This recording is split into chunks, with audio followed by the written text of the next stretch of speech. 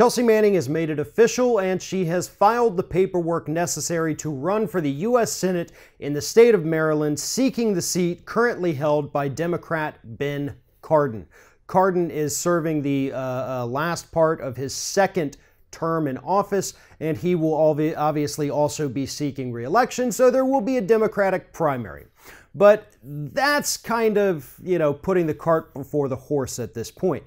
There have been a lot of think pieces that have popped up in the last couple days about whether or not Chelsea Manning should or shouldn't run. But when you get down to the heart of it, a lot of the arguments that the detractors are trying to make do not hold any water. Now, to be perfectly honest, this is an issue that I kind of went back and forth with for a couple days here, really trying to wrap my head around it and figure out where I stand. And ultimately, to be honest with you, it doesn't matter where I stand.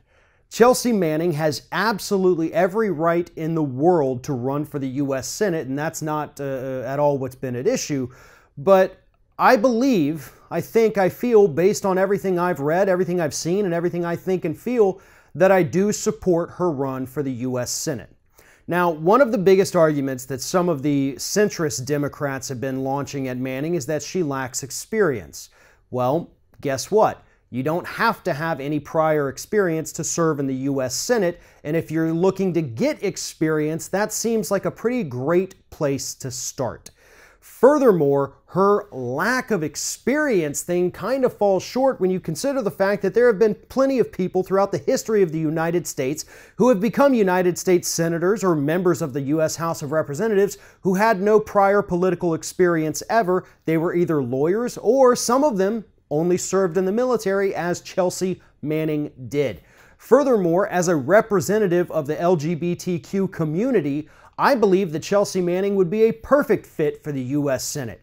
After all, we're living in a time where the LGBTQ community, especially transgendered members of that community, seem to be one of the most oppressed and targeted for harassment and discrimination in this country today. So I'm going to go ahead and qualify that as experience. She understands what it's like for people like that to go through life, the kind of hassles and hurdles that they have to go through, the discrimination that they face on a daily basis, the slurs that they hear walking down the street. I qualify that as experience because those are things that she can take with her to the Senate and try to fix. The businesses that are trying to discriminate against the LGBTQ community. She can work on fixing that because she understands what it's like to be oppressed and to be discriminated against. So yes, I count that as experience, and that is a form of experience that a hell of a lot of people in that U.S. Senate do not have. Now, the other big talking point that they're throwing out, and we've seen Republicans already throwing this out, is that yes, she just spent about 7 years in a military prison. Understandable. That does seem like something that Republicans could easily attack in a U.S. Senate race. However, again, the crime that she committed was leaking evidence of U.S. soldiers killing civilians in war zones and laughing about it. Now, let's get something straight right off the bat. First and foremost, this did not result in the loss of any American lives. It did not put the lives of American troops in danger. There's absolutely no evidence to support the claims that this endangered our troops. Second, if you think that the people we're fighting over there, or were fighting at the time, our enemies, if you think they didn't already know about that, then you are kidding yourselves.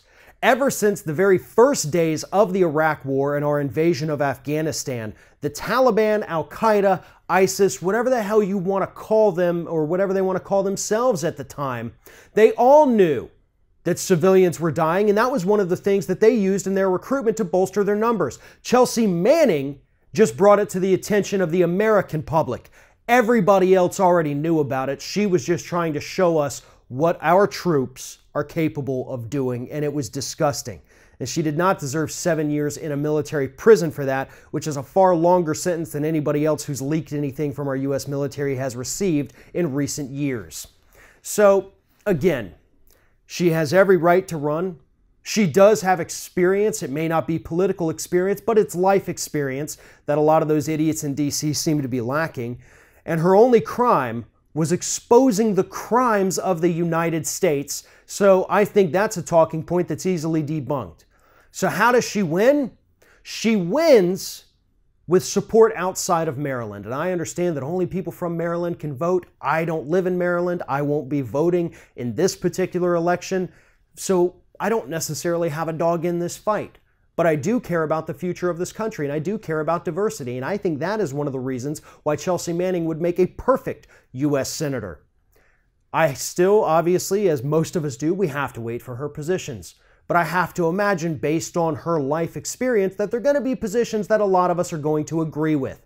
You may not agree with 100% of them, but I can tell you we don't agree with 100% of what Ben Cardin has done. So I personally, at this point, will support her.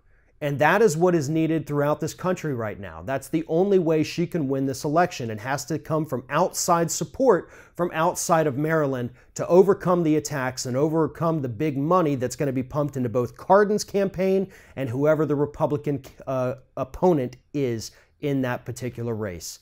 This is an election, this is a race that's going to take all of us. But if we work together, if we continue to support her and help push her forward, we can absolutely overcome any attacks from the centrists and the Republicans. If you're thinking about subscribing to our channel, I strongly encourage you to do that. But if you're not thinking about subscribing, I would encourage you to start thinking about it, and then once you're thinking about it, actually go and do it. You can see the subscribe button right there on the screen, or if you're watching on a different platform, go to youtube.com/TheRingOfFire.